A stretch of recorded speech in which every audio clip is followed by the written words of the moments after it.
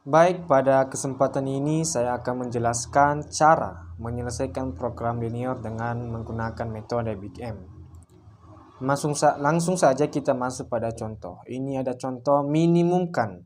Berarti ini kasus minimisasi Z sama dengan 4x1 ditambah 5x2 terhadap 3x1 ditambah x2 kurang dari atau sama dengan 27. 3x1 ditambah 2x2 kurang dari atau sama dengan 30. X1 ditambah x2 sama dengan 12. Jadi, ciri khas dari soal metode Big M ini adalah dalam pada fungsi kendala ada salah satu persamaan yang menggunakan tanda sama dengan. Nah, langsung saja kita akan mengerjakan. Pertama, fungsi kendalanya yaitu yang pertama tadi 3x1 ditambah x2 kurang dari 27. Kita tambahkan select variable. Hasilnya seperti ini. 3x1 ditambah x2 ditambah x1 sama dengan 27. Begitu juga pada fungsi kendala yang kedua. Nah, ini dia hasilnya.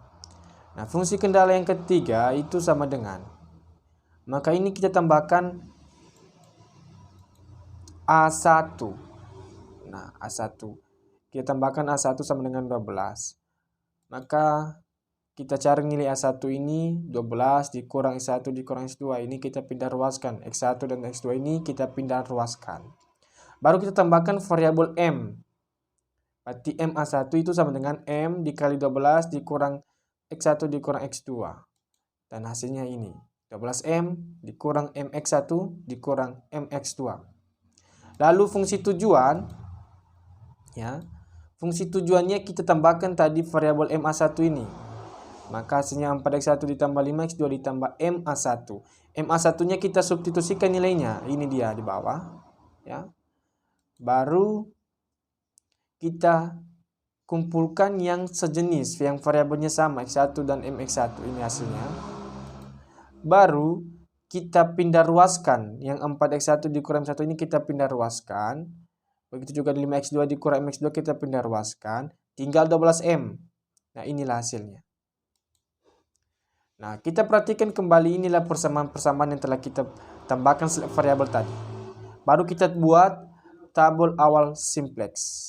Nah, ini dia. Z, X1, X2, S1, S2, A1 dan nilai kanan.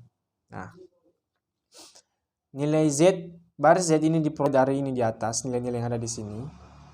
Untuk baris S1 diperoleh dari ini di atas. Ya. S2 diperoleh dari nilai-nilai ini dan A1 diperoleh dari sini. Nah, inilah tabel awal simplex tersebut. Nah, kemudian kita akan menentukan kolom pivot dan baris pivot.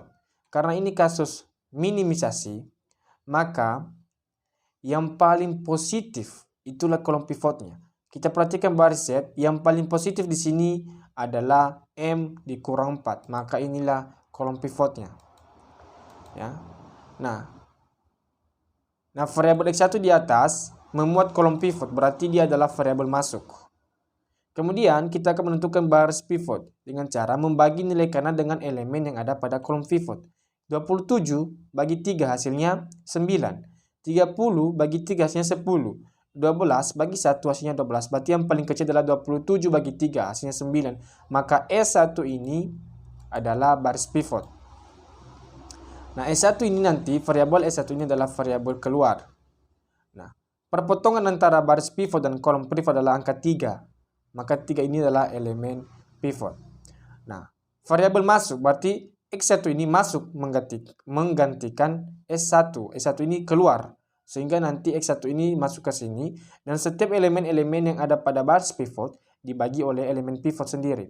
Contoh, berarti 0 ini dibagi oleh 3. Baru 3 dibagi 3. Ini 1 dibagi oleh 3. Dan begitu seterusnya. Nah, inilah hasilnya yang diperoleh nanti X1 yang baru itu. 0, 1 yang berwarna merah. Kemudian kita juga akan memperoleh nilai Z yang baru, X2 yang baru, dan A1. Bagaimana cara memperolehnya? Maka akan saya coba jelaskan bagaimana memperoleh Z yang baru. Nanti untuk S2 dan A1 bisa teman-teman coba. Nah, untuk memperoleh Z yang baru itu adalah Z lama dikurang X1 yang baru dikali elemen yang bersesuaian. elemen yang bersesuaian itu ini baris Z. Ya. Maka yang berpotongan pada kolom pivot itu ini, M dikurang 4. Nanti kalau S2 berarti elemen yang bersesuaian adalah 3. Pada A1, elemen yang bersesuaian adalah 1. Kita masuk pada Z. Nah ini dia. Z lama dikurang di X1 yang baru dikali M kurang 4. Maka ini. M dikurang 4 dikali 0. Hasilnya. Maka 1 dikurang 0 diperolehlah 1. Ini di atas.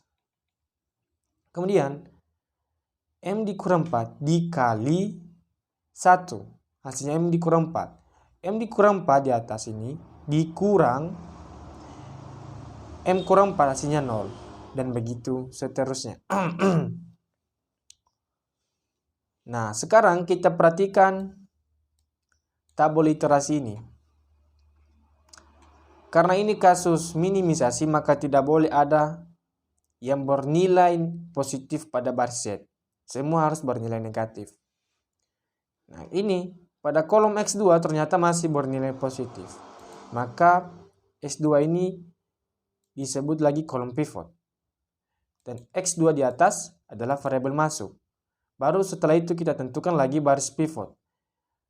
Nah, kapan kita berhenti membuat tabel iterasi ini? Ketika pada kasus minimisasi tidak ada lagi yang bernilai positif. Dan kalau pada kasus maksimisasi tidak boleh lagi ada yang bernilai negatif. Nah sekarang kita menentukan baris pivotnya. 9 bagi sepertiga itu hasilnya 27. Ya. 3 bagi 1 hasilnya 3. 3 bagi 2/3 hasilnya 9/2. Maka yang paling kecil adalah 3 yang berada pada baris S2. Sehingga ini disebut sebagai baris pivot. Dan S2 ini adalah variabel keluar. Dan perpotongan antara baris pivot dan kolom pivot adalah 1. Sehingga 1 ini adalah elemen pivot.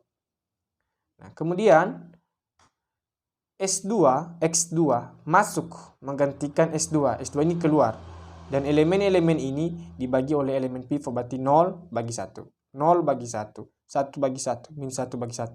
Begitu seterusnya. Diperolehlah hasil ini. 0, 0, 1, min 1, 1, 0, 3. Kemudian kita akan memperoleh nilai Z, X1 dan A1 dengan rumus sama seperti yang saya jelaskan tadi pada Z.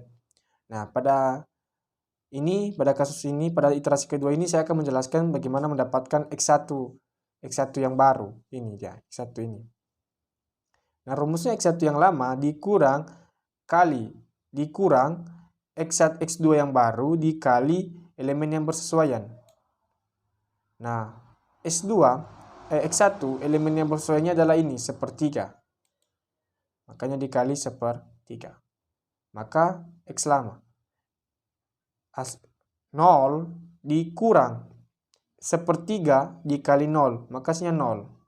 Kemudian 1 dikurang 0 dikali sepertiga hasilnya 0. Maka 1 dikurang 0, 1. Dan begitu seterusnya. Nah ini dia tabel iterasi 2 yang kita peroleh tadi. Nah ternyata masih ada pada baris Z yang bernilai positif, yaitu pada kolom S1. Maka kolom 1 ini disebut lagi kolom pivot. Dan S1-nya adalah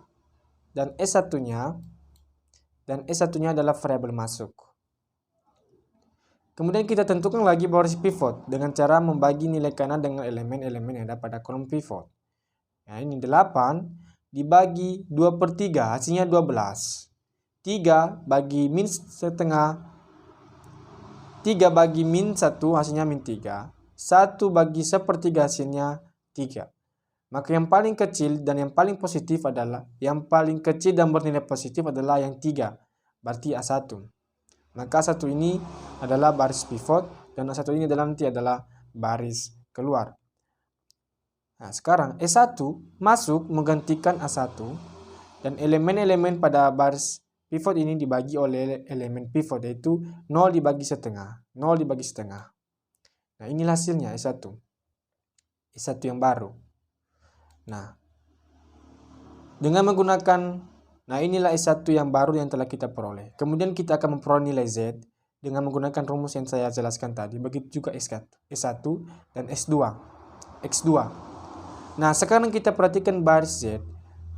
Ternyata semua baris nilai-nilai pada baris Z, kecuali nilai kanannya, ini tidak kita perhatikan. Semua bernilai negatif. Tidak ada lagi yang bernilai positif. Maka tabel ini maka pada iterasi ketiga ini sudah nilai optimal. Di mana nah, yang 54 ini adalah nilai optimalnya. Nah, jadi kesimpulannya nilai maksimumnya adalah 54 diperoleh pada saat X1 bernilai 6, X2 bernilai juga 6. Nah, jadi itu saja yang bisa saya jelaskan pada kesempatan ini mengenai metode Big M. Semoga bisa bermanfaat. Demikian, terima kasih.